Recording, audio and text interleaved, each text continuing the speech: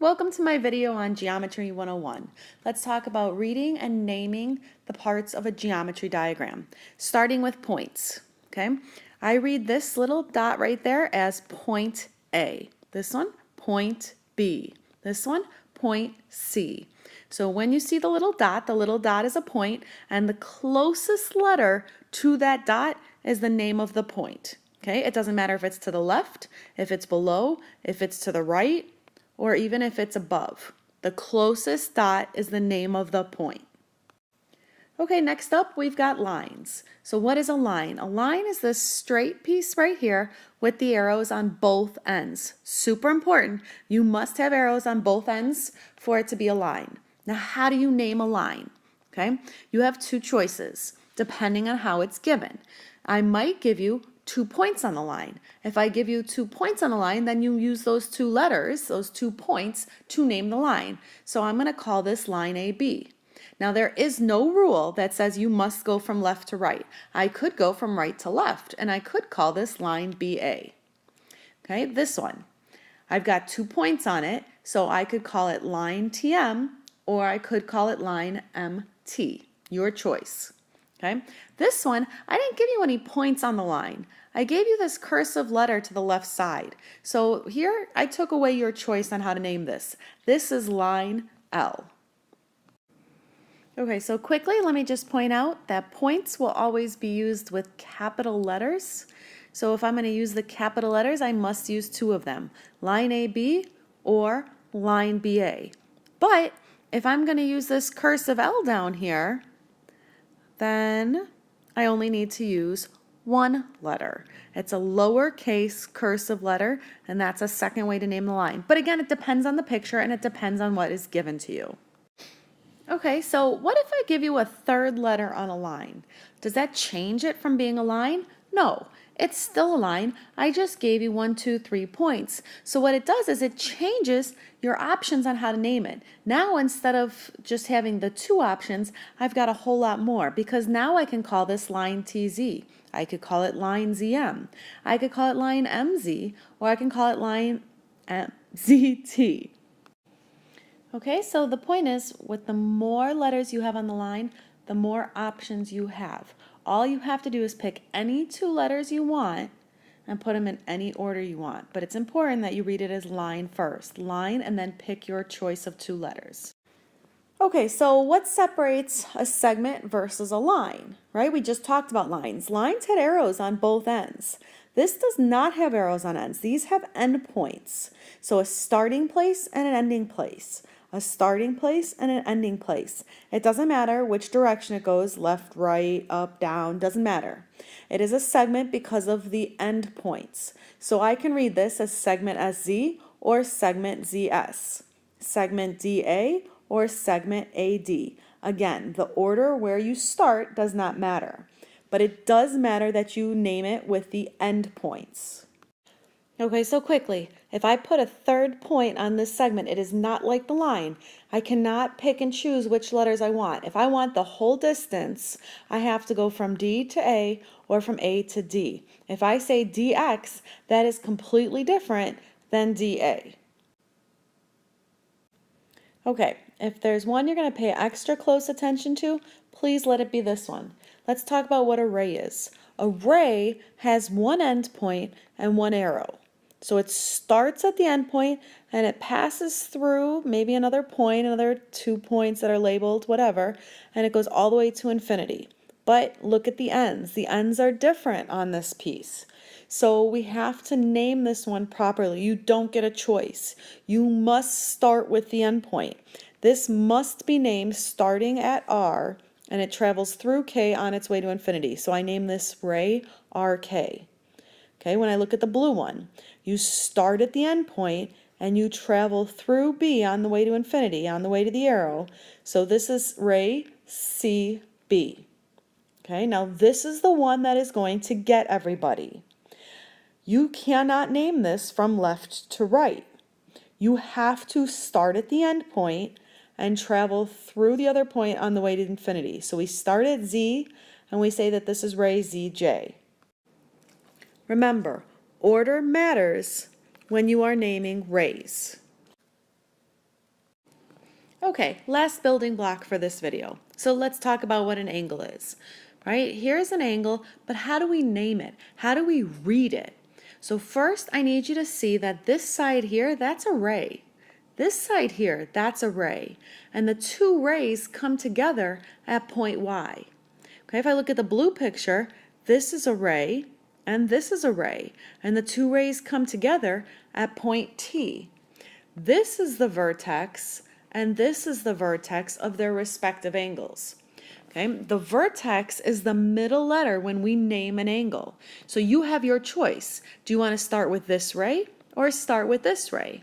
I personally, I'm a left to right reader. So I look and I say, I'm going to start here, and I'm going to come in through X on my way to Y, and then I'm going to go out through Z. So I would name this angle X, Y, Z. Now you might read it as Z into Y and then out to X. So you might name it angle Z, Y, X. Either one is acceptable. Okay, so now you can visualize what we just talked about, angle XYZ or angle ZYX. But again, let me point out that both options have that Y in the middle spot. Okay, super important. Identify the vertex and make sure that the vertex is your middle letter. Okay, so then how do we go ahead and name this one? We already said that T was the vertex, so it's your choice. Do you go B into T out to C, so angle BTC, or would you rather start with the C and go C into T out to B, and then you name an angle CTB? Again, notice that the vertex, which is at T, has to show up as your middle letter. Okay, so let's declutter here and go back to this for a second. If you have a single angle in your diagram, okay, meaning there's not other lines drawn, there's not segments, there's not other crazy stuff going on, then I do have the option to name this angle by its vertex. So I could, in fact, instead of saying angle XYZ, I could, in fact, call this just angle Y. Okay, but you have to be careful because as soon as I add more to the diagram, so see, I erased the other picture, I put this one in here. As soon as I make this ray turn into a line and now I've got all this different stuff going on at Y, now all of a sudden I can't, in fact, call it angle Y anymore. Okay, the problem is I have too many angles at Y. I've got one over here, I've got one over here, I've got this big one over here, I've got this one over here. I can't call it angle Y. So only if my angle is a nice, or if my diagram is a nice clean one angle, then I can call it angle Y. Okay, one more little thing. Sometimes you will see a little number stuck in the interior of the angle like this. Now this does not mean that angle XYZ has a measure of 1 degree. This is another way, it's a shortcut way to name an angle. Instead of using 3 letters to name that angle, especially in more complicated pictures, we can just put numbers in there and call them angle 1, angle 2, angle 3, and so on. So if you see a little number on the interior, I can now call this angle 1. And there you have it. Okay, so let's recap. Here are 4 pictures. I've shrunk them down and fit them in these little boxes, but there's our diagrams. Okay, each case is its own.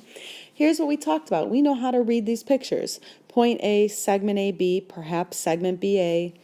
Okay, so these are just how you read them. This is the one we got to be really careful of because it's our ray. But now, just as important it is to be able to read them, we need to be able to write them. Okay, nobody wants to have to write out the words point, segment, lines, rays. There has to be a shortcut, and that's where the notation comes in. So if I want to talk about point A, all I have to do is put the capital letter A. It is implied that a capital letter denotes a point. So the notation is just the point. You don't have to put the dot in front of it. If you wanted to, you could, but there's no reason to do it.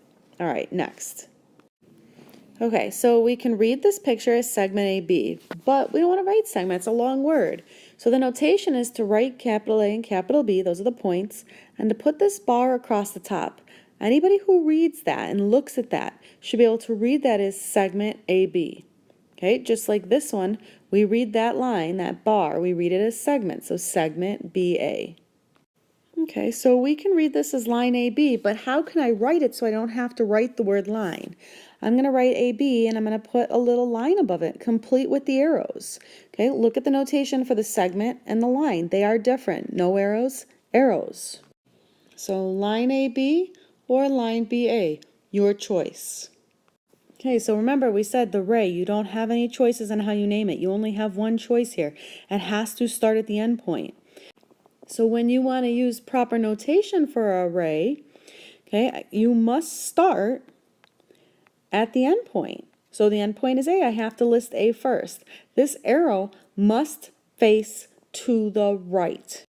Okay, this is probably one of the biggest mistakes out there is everybody wants to write this, how the picture looks. So since my picture points to the right, you're probably not going to make that mistake. But what happens when my picture doesn't look like that? Okay, you always must make your arrow face to the right. Okay, so I want to explore that ray a little bit more, but I thought I'd give you a couple crazier pictures. So again, we talked about this earlier. If the segment's vertical, no big deal. You can still name it top down, bottom up. It doesn't matter. Segment AB, segment BA. Okay, when the ray is facing down, I don't think most of you will mix this up. You start at the end point and you pass through K. So you start at the end point and you pass through K. Okay, this is, without a doubt, the biggest mistake on the first day of geometry. So when we name this, again, you can't go left to right. We talked about this earlier.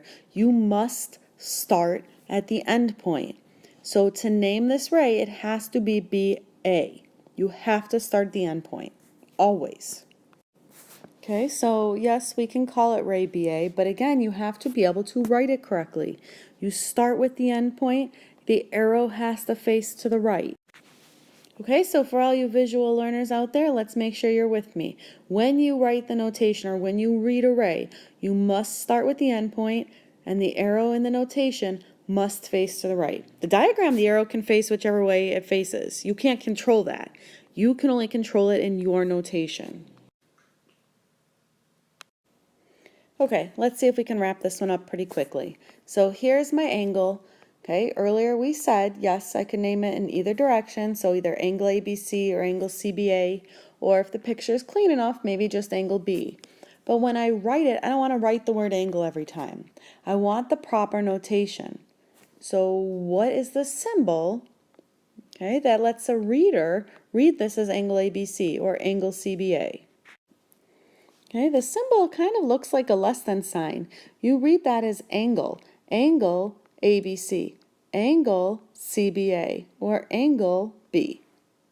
Okay, super quick, I just want you to see sometimes people take their less than looking signs and put a little swoop across it. This is also an angle notation. This is still read as angle ABC, but if you're afraid that yours looks like a less than sign, just put that little marking across it.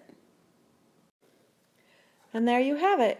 Everything you should know on day 1 of geometry.